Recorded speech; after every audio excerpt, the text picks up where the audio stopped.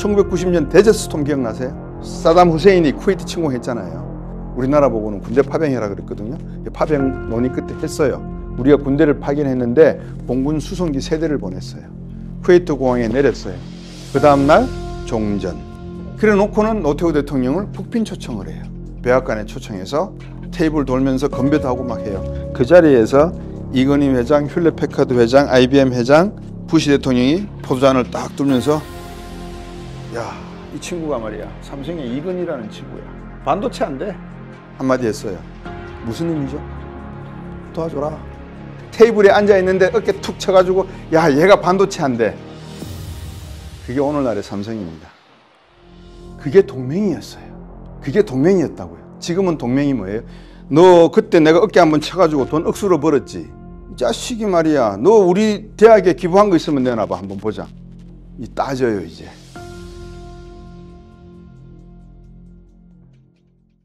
예, 그래서 여러분들께 우리나라 국민들이 얼마나 똑똑하고 훌륭한지를 먼저 말씀을 드리고, 그리고 표 대표가 운영하시는 이 미래가치 포럼에 수준이 있기 때문에 강의 시작을 수준 있게 시작하겠습니다. 먼저 맨하탄에 있는 땅 좀 팔겠습니다. 여기 맨하탄 지도인데요. 어제 월스트리트저널에 나온 기사 내용입니다. 요 1번에 있는 빌딩이 7,500만 달러짜리입니다. 필요하시면 저한테 이야기해 주시면 제가 거래해 드리겠습니다. 여기에 전부 다 이렇게 센트럴 파크가 여기 있죠. 네, 요 제가 포인트로 여기 있습니다. 센트럴 파크가 여기 있습니다. 그다음에 여기 이 서쪽 지역 해안가를 따라서 가격대가 7,500만 달러, 제일 싼 게 4,000불짜리가 4천만 달러짜리가 여기 있네. 이게 제일 쌉니다. 10번 요게. 제가 이걸 왜 보여드렸을까요? 생각보다 싸다는 생각입니다. 생각보다 싸다. 네. 또 다른 분은? 한국의 부동산 가격이 너무 높아져 있다. 그렇죠. 왜 터무니없이 높을까요? 우리나라 부동산 가격이. 제가 이거를 보여드린 이유는 미국 경제가 상당히 괜찮습니다. 사실은. 지표상으로 놓고 보면 실업률 4.2, 소비자 물가 2.3, 그리고 지금 뭐 미 하원에서 공화당끼리 막 싸우고 있는 상황이지만 어쨌든 서비스 업종이나 상업적인 내용에서는 미국 경제가 나쁘지 않는데도 미국에서 제일 비싼 땅을 가지고 있는 맨하탄에 특히 해안가에 있는 이런 사무실 건물이 우리나라 돈으로 700억, 800억 정도 하는 게 비싸다라는 수준이면 대한민국은 뭔가 문제가 있는 거예요. 그 말씀을 드리려고. 세계 경제가 어떤 상황에 있는가. 먼저 그래도 공부를 하는 사람이니까 여러분에게 지금 세계 경제가 어떤 상황에 있다라는 말씀을 학자들은 어떻게 이해를 하고 있는가. 학교에 있는 사람들은. 그러니까 논리와 명분이 어떻게 구축되고 있는지를 제가 간단히 설명을 드릴게요. 최근 논문입니다. 여기에 보면 2025년 4월 26일자 논문입니다. MBER에 나온 논문인데요. 트럼프 대통령이 뭘 했죠? 관세 때렸잖아요. 관세가 앞으로 미국 경제와 세계 경제에 어떤 영향을 줄 것인가를 가지고 이제 연구 논문을 만든 거예요. 일시적인 관세는 경기 위축을 가져올 것이다. 근데 여기서 문제가 뭐죠? 요거 일시적. 이게 일시적일지 장기적일지 아무도 지금 모르잖아요. 그죠? 이 논문을 쓴 사람이 논문은 MBER에 게재가 됐지만 읽는 사람 입장에서는 이 논문을 읽고 믿어버리면 일시적인 것만 이해를 하시는 거예요. 그래서 장기적인 내용은 어떻게 될지는 모르지만 어쨌든 요 3명의 공동 저자들이 쓴 내용은 보복 조치가 없는 경우 무역 수지는 개선될 수가 있고, 보복이 있는 경우 미국 수출이 감소해서 오히려 미국 무역 수지는 악화될 것이다. 그리고 통화 정책이 경기 위축을 완화할 수 있지만 그 대가로 통화 가치 하락 및 물가 상승이 발생할 것이다. 이런 내용들 써요. 근데 이게 지금 나오는 내용과 거의 일치되는 내용들이 있잖아요. 그죠? 미국 통화 정책이 경기 위축을 완화할 수 있지만 통화 정책이 어떤 거죠? 재정 정책이 있고 통화 정책이 있거든요. 재정 정책은 세금을 많이 거두거나 세금을 줄이거나 하는 재정을 가지고 하는 게 재정 정책. 통화 정책은 연방준비은행이 금리를 조정을 해서 물가를 잡는다. 실업률을 낮춘다 하는 게 통화정책. 그래서 금리 그러면 통화정책, 세금 그러면 재정정책. 우리나라의 재정 역사가 몇 년 된 줄 혹시 아세요? 우리나라 재정정책은 역사가 우리나라가 6.25가 언제 끝났죠? 53년 7월 달에 끝났죠. 그래서 1956년부터 미국이 못 사는 나라라서 밀가루 주고 우유가루 주고 옥수수가루 줬어요. 그게 301조예요. 왜 줬냐? 미국 농부들도 농사를 짓고 난 다음에 잉여 농산물이 되잖아요. 남잖아요. 그러니까 그걸 처치할 수 없으니까 미국 정부가 수매를 해서 가만히 보니까 못 사는 나라다가 몇 군데가 있어. 줬어요. 그냥 공짜로. 우리나라가 1956년 한미 상호 방위 조약을 체결하고 미국으로부터 물자를 원조받기 시작한 규모가 얼마냐면 그 당시 돈으로 2억 달러. 1956년도 2억 달러면 대한민국 재정보다 많겠다 작겠다? 많겠다. 그러니까 재정이 필요 있다 없다? 없다. 왜? 기업도 없잖아요. 국민들 소득도 없잖아요. 1960년대에 1인당 국민소득이 60불에서 70불 사이예요. 1년에 벌어들이는 소득이. 그러니까 세금을 거둘 것도 없고 세금을 쓸 것도 없어요. 그래서 경제 발전이 안 됐을 당시이기 때문에 우리나라 재정이라는 건 있었다 없었다?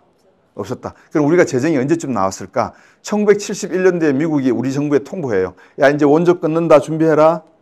그럼 70년도 정도 되면은 우리 기업들이 이제 조금씩 경공업에서도 쥐잡아가지고 밍크 장갑 팔고 해서 돈이 모였을 때니까 이제 세금을 거둬야 되겠죠. 미국이 더 이상 안 준다 그랬으니까. 그래서 1973년부터 우리나라가 예산을 짜기 시작을 했어요. 우리나라 예산의 역사는 몇 년? 50년. 생각해 두세요.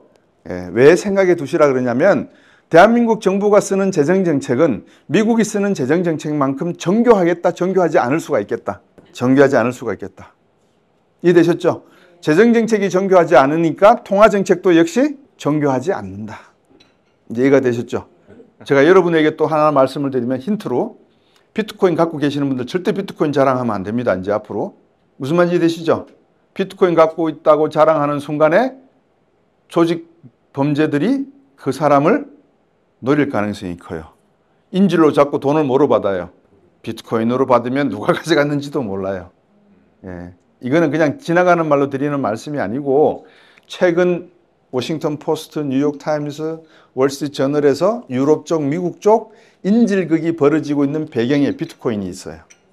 그래서 여러분들 그런 것도 조심을 하시라는 말씀. 자, 두 번째 논문을 보니까 글로벌 가치 사슬의 흐름이 증가한다. 미국 제조업 수출에서 해외 수입 부품이 차지하는 비중이 13센트에서 20센트로 증가했다. 즉 생산 과정에서 글로벌 가치 사슬의 비중이 계속 커지고 있다. 이렇게. 그러니까 미국도 제조업 수출한다는 거죠. 그래서 원가가 올라가고 있다 이 말이죠. 그죠? 제조 원가가 올라가고 있다. 얼마에서? 13센트에서 20센트로 올라가고 있다. 무엇을 시사하느냐? 지리적으로 가까운 국가 간의 GBC 흐름이 더 활발. 당연하죠. 멕시코와 캐나다로부터 왔다 갔다 하는 게 더 많겠죠. 그죠? 그다음에 왕복무역, 미국이 특정 국가에서 수입하고 다시 완성품 수출하는 그것도 역시 효과가 글로벌 밸류 체인 가치에서 크겠죠. 그죠? 뭐 이건 다 아시는 내용인데 그래도 이렇게 적어놨어요. 그러면 글로벌 가치 사슬의 흐름이 증가한다는 의미는 관세를 매긴다는 의미에서 놓고 볼 때 어떤 의미가 있을까요? 이들 국가에 대한 관세 비중이 다른 국가에 비해서 가치 사슬에 없는 국가에 비해서 비중이 높다라는 의미가 되고 미국 내 소비하는 제품이나 제조하는 제품들의 가격이 상대적으로 오를 수 있다라는 의미가 되겠죠. 네, 잘 하시네요. 자, 그다음 세 번째 논문입니다. 팬데믹 이후 소비자 심리는 소비 행태 예측력이 약화되고 있다. 2024년 소비자 심리는 실업률 낮고 실질소득 높음에도 팬데믹 초기보다 높다 낮다? 낮았다. 글로벌 왜 낮았을까요? 팬데믹을 당해보니까 돈이 생겨도 그 돈을 금방 쓸 수 있겠다 없겠다? 안 쓰고 가지고 있는 거예요. 예, 안 써요 사람들이. 글로벌 금융위기 수준에 근접하는 수준이다. 소비가. 실제 소비는 실질 기준 2019년보다 높다. 실질 소비는 높지만 명목 소비는 높지가 않더라. 그러니까 돈을 많이 안 쓰고 있더라. 그런데 미국 사람들이 1인당 이게 논문이 언제 나왔냐면 이것도 2025년 4월 24일자 논문입니다. 연구 데이터 논문은 2024년까지의 데이터를 가지고 연구를 했는데 이 내용을 읽어보면 이런 거예요. 미국 소비자들에게 돈을 갖다가 정부가 막 뿌려놨더니만 미국 소비자들이 뿌려진 돈이 호주머니에 들어온 상태에서 2008년도 서프라임 위기를 겪고 나니까 팬데믹을 겪고 나니까 세상이 변하더라. 어떻게? 예측을 못할 정도로.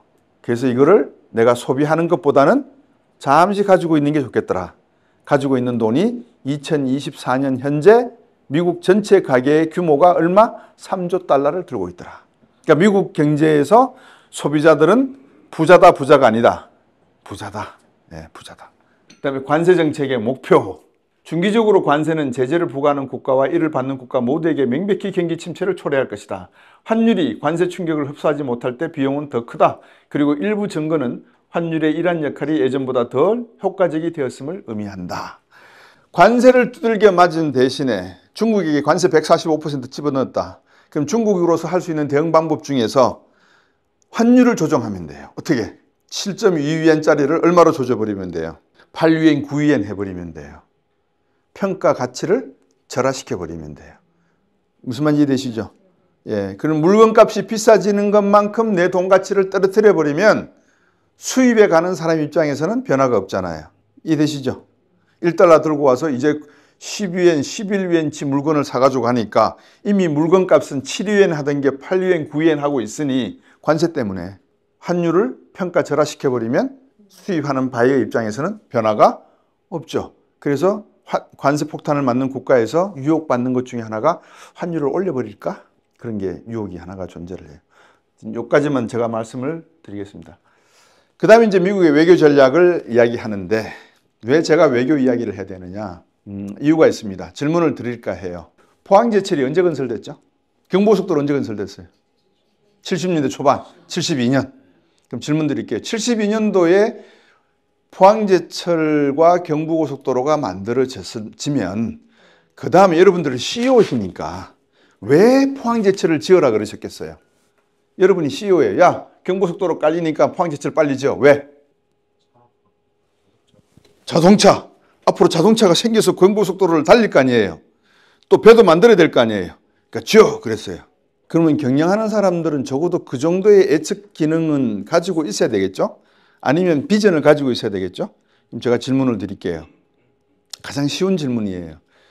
2016년 트럼프가 대통령이 되었을 때 2017년부터 중국에게 관세를 때렸어요? 안 때렸어요? 때렸죠. 그러면 중국 입장에서 트럼프 대통령 후보가 2024년 11월 4일 날 다시 대통령이 당선이 되면 저 사람이 취임하고 난 다음에 다시 우리나라에다가 관세를 때릴까 안 때릴까 판단을 해야 되겠죠. 기본이죠. 때린다라고 생각을 했겠죠. 그럼 준비를 해야 된다 안 해야 된다? 해야 된다. 오케이. 중국이 하물며 그 정도로 하는데 대한민국 정부는 탄핵 아니라고 바빴죠. 경제 문제는 항상 무슨 문제를 달고 다닌다? 정치 문제를 달고 다닙니다. 정치 문제라고 하지만 투표를 달고 다닙니다. 투표권. 경제를 잘하면 미국에서는 대통령이 재임될 확률이 더욱더 높아진다. 그래서 제가 드리는 말씀 중에 외교라고 하는 외교 전략, 그래서 제가 드리는 말씀은 사전에 중국도 예측을 했다. 지금 중국 시진핑하고 공산당이 대응하는 트럼프의 관세 정책에 대응하는 모습을 보면 저 사람들이 아무 생각 없이 대응하고 있을까? 아니면 이런 수를 놓을 테니까 우리는 이렇게 놓아야 될까? AI를 돌려가지고 이미 다 해놨다. 대한민국은 이거를 이제 미국 외교 전략을 하기 위해서는 제가 조금 더 구체적인 이야기를 해드려야 될 것 같아서 여러분에게 이제 화면 2개를 넘겨버렸습니다. The Rise and Fall of Great Power Competition 이라는 타이틀인데요. 위대한 힘, 거대한 힘의 부상과 몰락입니다. 제목을 그대로 번역을 하면, 은유적으로 번역하면 이게 뭐냐면 2025년 1월 20일 날 취임한 트럼프 대통령은 미 외교 정책에서 외교의 역할에 대한 격렬한 논쟁을 촉발했다. 단 3개월도 지나지 않았는데 3대 적성국 모두에게 대담한 외교적 접근을 시도했다. 러시아, 푸틴에게 우크라이나 종식해라. 그 다음에 시진핑 중국 주석에게는 정상회담 개최하자. 그 다음에 이란 최고 지도자 알리 하메니에게는 핵 프로그램 종식해라. 이 메시지를 띄웠다는 거예요. 동시에 미국 행정부는 미국 동맹 체제 내에서 혜택과 부담의 균형을 재조정하겠다는 입장을 명확히 밝혔고 상호적인 동맹 관계를 요구하겠다는 의지를 표출했다. 요 내용만 딱 읽어보면 트럼프 대통령이 추구하는 미국의 외교 전략은 어떤 모습일까가 대충 그림이 잡혀요. 무슨 말입니까? 진 20세기 동안 미국이 2차 세계대전 이후에 보여줬던 동맹이라고 함은 미국이 경찰 국가로서의 역할을 하는 와중에 우리의 도움이 필요한 국가에게는 아무런 부담과 요구 조건 없이 뭐 했다? 지원을 해줬다. 근데 21세기에 들어와서는 조건 없이 지원해 주는 게 아니다. 너희들도 뭔가 우리한테 달라.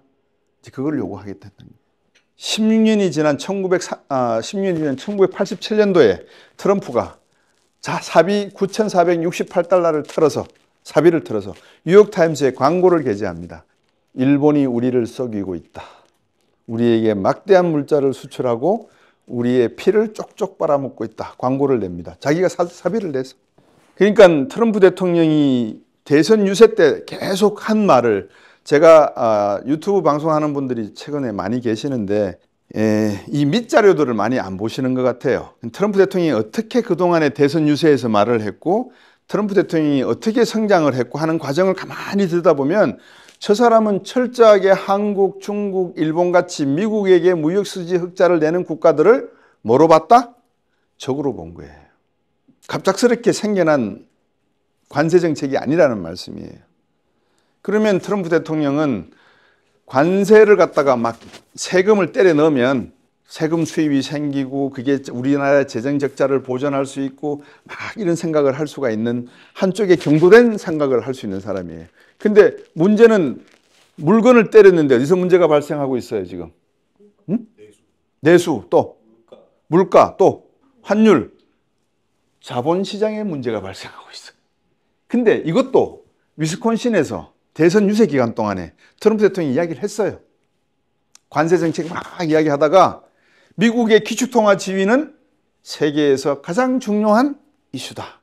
미국은 기축통화 지위를 잃어버리면, 달러를 잃어버리면 미국 경제는 몰락한다. 그 중에 한 방법이 우리에게 빨대 꽂아가지고 쪽쪽 피 빨아먹듯이 무역수지 흑자를 내고 있고 우리를 속이는 중국, 한국, 일본을 응징해야 된다. 이게 대선 뉴스에서 나오는 이야기예요. 그러니까 쑥 지나가는 말이 뭐냐면 기축통화 지위를 강화해야 된다. 이게 무의식 속에 들어있는 거죠. 그래서 스티븐 미란이 쓴 2024년 11월 12일 보고서를 보면 관세 정책이 나오고 마랄라고 협상을 해야 된다는 게 나옵니다. 그 마랄라고 협상이라고 하는 것이 1985년 프라자 합의, 독일과 일본 G7 국가를 불러서 독일과 일본에게 평가절상 하라고 하는 이야기입니다. 그러니까 지금 미국이 궁극적으로 원하는 건 뭐다? 관세다, 미국 달러의 기축통화 지위 지키기다. 후자.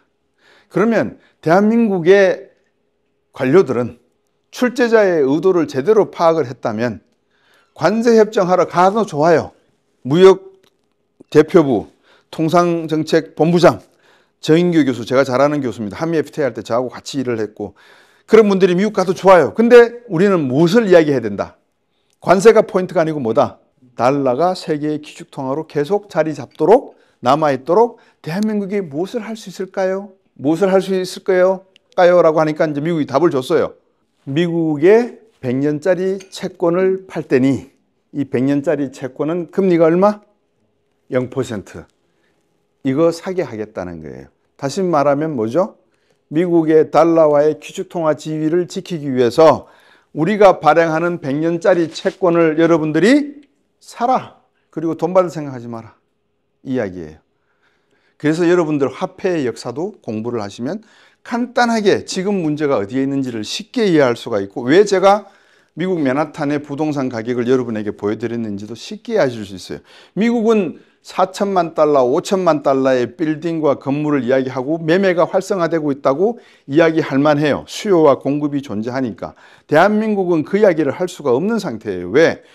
제가 말씀드렸잖아요. 트럼프 대통령이 당선될지도 예측을 못했는가? 왜 그러면 관세가 날아올 거라는 걸 예측을 못했단 말인가? 그 정도 준비도 못했단 말인가? 1998년 외환위기를 두들겨 맞아놓고 홈리스까지 해본 사람들이 앞으로 어떤 위기가 닥쳐오는지 어떤 바람이 불고 있는지를 모른단 말인가? 그러면 이 나라에 있는 국민들은 경제를 논할 가치조차도 없는 자격들이죠. 안 그래요? 그럼 여러분들 우리가 뭐 해야 돼요? 준비해야죠. 뭐? 플랜 B. 만약에 한국에 경제 위기가 온다면 나는 어떻게 해야 되는가? 내 재산을 어떻게 지킬 것인가? 외국에 유학 가 있는 내 새끼들한테 유학 자금은 어떻게 보낼 것인가? 앞으로 내가 노후 생활로 보관해 놓고 있는 이 현금을 금으로 바꿔야 되냐? 비트코인으로 바꿔야 되냐? 부동산으로 사놔야 되냐? 주식을 사놔야 되냐? 주식을 사면 한국 주식을 사야 되냐? 미국 주식을 사야 되냐? 이거 준비해 놓고 있어야 되는 거 아니에요? 거창하게 미국 전략 이야기할 필요가 뭐 있고 한국 정부의 전략을 이야기할 필요가 뭐 있어요? 어차피 각자 도생의 시장인데 그럼 도대체 이 바람이 언제까지 불 것이냐? 미국과 중국이 하는 걸 보면 어떻게 갈 것이냐라는 것을 제가 말씀을 드릴 겁니다. 그러려고 그러면 이제 역사 공부도 해야 되고 철학 공부도 해야 되고 사회학 공부도 해야 되고 심리학, 천체 물리학, 물리학 잡다한 공부를 다 해야 돼요. 화폐 역사 설명드릴까요? 연방준비은행이 하는 역할에 대해서 제가 간단히 설명을 드릴게요. 들어보세요. 우리나라의 한국은행이 무슨 정책이 잘못되어 있고 그 정책 밑에 있는 부동산 금융과 부동산 관련된 정책뿐만 아니라 기업 투자 정책이 왜 잘못되어 있는지를 금방에 알습니다. 이렇습니다. 로빈슨 크루소의 섬에 3사람이 살고 있어요. 로빈슨 100사람이 살고 있다 해도 괜찮아요. 곽수종이가 중앙은행을 자처하고 손을 들어요. 내가 중앙은행 역할을 할게. 내가 조개 껍데기를 많이 주워놨거든. 조개 껍데기 하나에 $100야. 오케이? 그래서 $100. A가 와서 $100 빌려줘. 조개 껍데기 하나 빌려줬어요. B가 왔어요. 나도 빌려줘. 빌려줬어요. 그리고는 어떻게 하죠? 빌려주고 그 다음에 중앙은행은 가만히 있나요? 어떻게 하나요? 이자 받아야죠.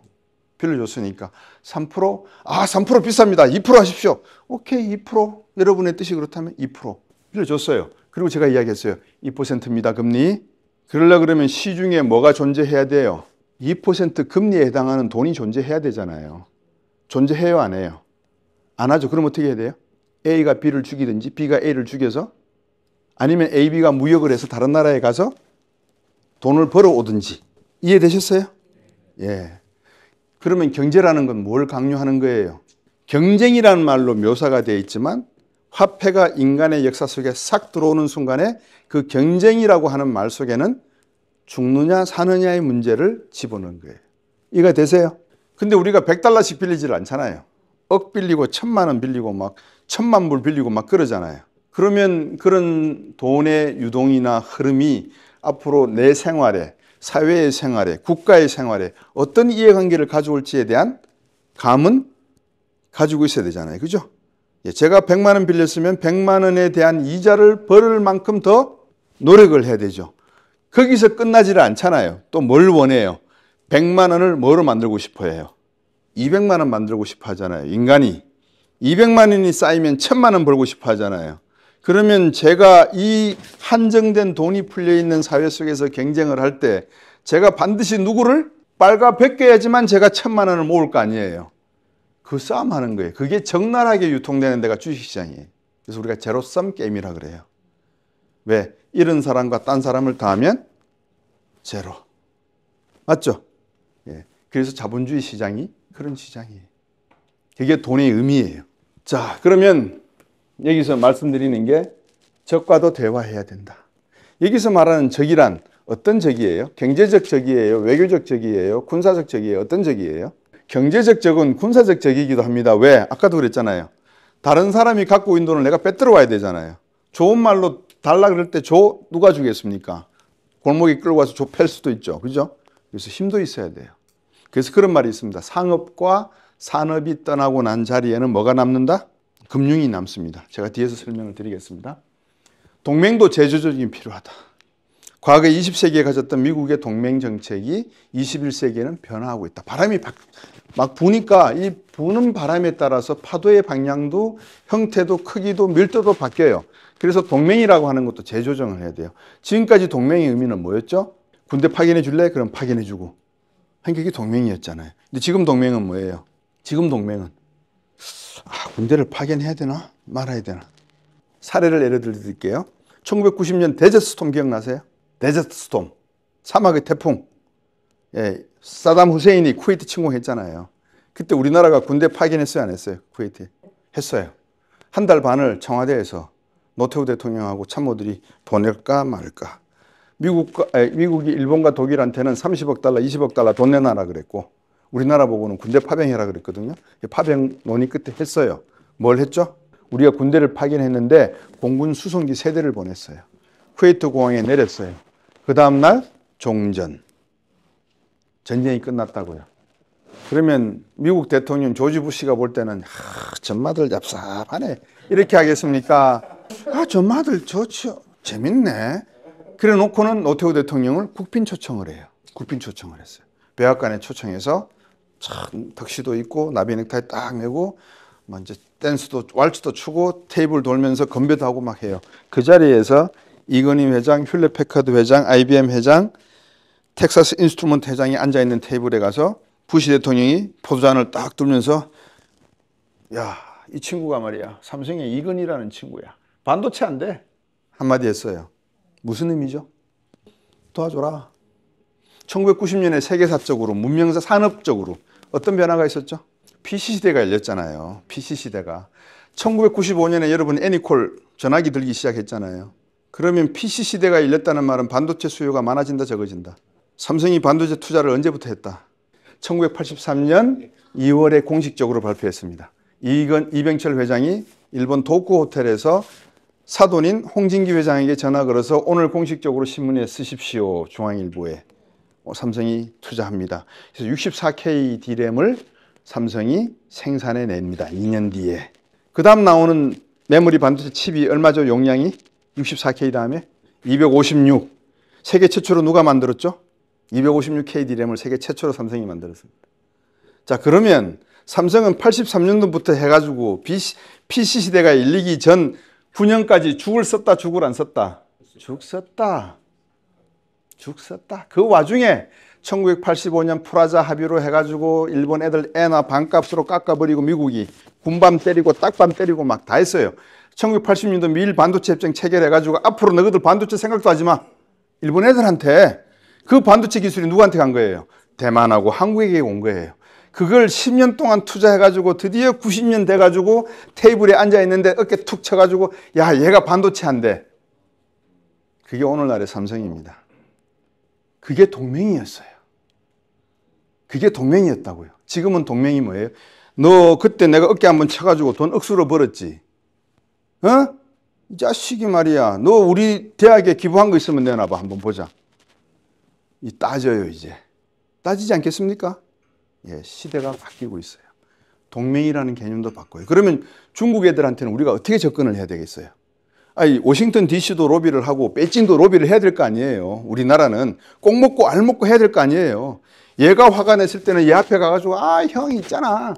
저것들 형 내가 하여튼 내가 때리고 올게. 형 기다려. 그래서 있잖아. 네 보고 때리라 하던데 막 이간질도 하고 막 별짓 다 해야 되잖아요. 그러면 중국에게는 뭐라고 표현해야 될까? 있잖아.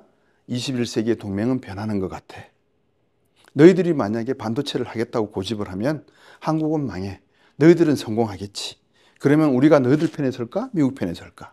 너희들은 이미 화웨이, 샤오미, CATL, BYD 할 거 없이 세계적인 기업으로 성장을 했어. 시아펑도 만들고 전기자동차도 만들고 세계 기업으로 성장했어. 이 부분을 가지고 우리가 덤벼드는 거 없지 않니? 그러면 우리도 먹고 살게 할 게는 해줘야 될 거 아니야. 이거 협상해내는 게 동맹이에요, 이제. 이거 협상할 수 있는 정부가 제대로 된 정부예요. 이해되십니까? 예, 친미파, 친중파, 이거는 사색당파도 아니고, 뭐, 남인, 북인 만드는 것도 아니고, 동인, 서인 만드는 것도 아니고, 이런 거 가지고 국민들에게 표를 얻겠다고 포퓰리즘적, 대중영합주의적 공약을 내세우고 한쪽 국가에 치우친다는 것은 국가를 말아먹는 역할이에요. 꼭 먹고 알 먹고 전략으로 가야 돼요. 그래서 동맹이 재조정해야 된다. 궁극적인 목적은 뭐냐? 부담 줄이고 질서는 유지하자. 누구의 부담을 줄이고? 국민의 부담을 줄이고. 국가의 부담을 줄이자는 말이잖아요. 그 국가의 부담이 줄어들면 누구의 부담이 결국은 줄어드는 거예요? 국민의 부담이 줄어드는 거예요. 그리고 질서는 유지하자. 뭐 다 하시는 이야기. 비용 최소화, 자유주의 국제 질서, 군사적 충돌을 예방하자. 여기 자유주의. 자유라는 게 뭐죠? 자유 영어로 한번 해보세요. 영어로 자유. freedom 또 liberty 두 개가 있어요. freedom과 liberty. 운명이라는 영어 단어도 fate가 있고 destiny가 있어요. fate라고 하는 건 딱 정해져 있는 거예요. 바꿀 수가 없어요. destiny는 항로가 있어요. navigation이 있어요. 운명. 영어에서 liberty와 freedom의 차이를 구분하실 수 있는 사람. 경제학을 하면서 이런 인문학적인 소양도 갖춰야 돼요. 그래야지만 왜 저 사람은 서민인데 서민을 탈출하지 못할까? 예? 왜 정부는 저런 사람들을 이용해 먹고만 사는데 자기는 왜 이용해 먹지 못하는 것을 모를까? 김홍신의 인간시장이 왜 튀어나왔을까? 김홍신의 인간시장이 왜 튀어나왔어요? 옛날에 어느 지역에 살던 분들이 전부 다 재개발한다 그러면서 쫓겨났잖아요. 어디로 쫓겨났어요? 성남 지역으로 쫓겨난 거 아니에요. 예, 그 장면에서 집 없이 사는 사람, 못 배우고 힘없는 사람들의 절규의 목소리가 나오는 거예요. 여러분들이 전화 한 통화에서 1,000원, 10,000원 내는 게 선행을 베푸는 게 아니고 이웃이 어떤 생각과 어떤 역사적 배경을 가지고 왜 저 사람은 일을 해도 돈이 안 모이는지를 알아야 내고 될 수 있으면 조금씩 도와주는 역할을 하는 게 국민들이, 이웃들이 해야 될 역할이에요. 그러려면 여러분들이 인문학도 하셔야 된다는 거예요. 그래서 제가 여러분에게 물어보는 게 자유란 뭐죠? 장발장의 자유는 리버티입니다. 장발장의 자유가 왜 리버티냐? 여러분 그런 경험이 있으세요? 저는 경험이 있어요. 겨울에 관악 살 때 올라가는데 붕어빵이 그렇게 먹고 싶은 거예요. 근데 호주머니에 5, 6년 전 이야기입니다. 지금 드리는 말씀은 곽수정이가 저런 이야기를 해? 곽수정이가 돈이 없을 때가 있었어? 있었어요. 이렇게 올라가는데 서울대 쪽으로 가는데 관악구청 지나서 올라가는데 풀빵 장사에 막 배가 고파 죽겠는데 오늘도 지금도 밥 안 먹고 지금 여러분 앞에 강의를 서고 있습니다. 예. 그걸 제가 원해서 한 거예요. 표 대표가 밥 안 준 거 아니에요. 그래서 이제 올라가는데 냄새가 막 나는데 호주머니에 돈이 없는 거예요. 장발장이 똑같았잖아요. 빵을 훔쳤죠. 무엇이 구속이 됐어요? 자유가 구속이 됐잖아요. 감빵 같잖아요. 그게 프랑스식 자유예요. 내가 돈이 없어서 할 수 없이 나의 자유를 구속당할 수밖에 없는 상황으로 몰고 가는 그 그림이 프랑스나 유럽에서 말하는 자유예요. 그럼 미국의 자유, 프리덤은 뭘까요? 루즈벨트 대통령이 2차 세계대전을 앞두고 의회에서 연설을 하면서 4개의 자유를 이야기해요. 언론의 자유, 종교의 자유, freedom from poverty, 빈곤으로부터의 자유, freedom from fear, 공포로부터의 자유. 공포로부터의 자유라는 뭘 말하는 거예요? 전쟁으로부터의 자유를 말해요. 전쟁을 하지 말아야 된다. 젤렌스키가 위대한 우크라이나 대통령인가? 저거는 완전 개또라이인가? 저건 개또라이예요. 왜? 국민을 수십만 명 죽게 만들었잖아요. 어차피 뺏길 땅인데. 그래서 자유가 틀려요, 이렇게. 그러니까 여러분들이 인간시장에서 김홍신 씨가 말하는 그 자유는 어느 쪽 자유와 가까워요? 미국 자유에 가까워요? 프랑스 자유에 가까워요? 프랑스 자유에 가깝죠. 그러니까 우리가 지금 희망하는 자유는 프랑스식 자유에 가까운 거예요. 나도 좀 살자. 부자를 구별하는 것과 부자와 서민들을 구별하는 방법. 열심히 일을 안 해도 돈이 모이는 사람, 부자. 열심히 일을 하면 돈이 그대로 있는 사람, 중산층. 열심히 일을 해도 돈이 늘 부족한 사람, 서민층. 근데 이거를 다 돈 있는 사람으로 할 수 있어요, 없어요, 사회가? 할 수 없잖아요. 경쟁 사회니까. 미국식 자유주의 경쟁을 선택하셨잖아요.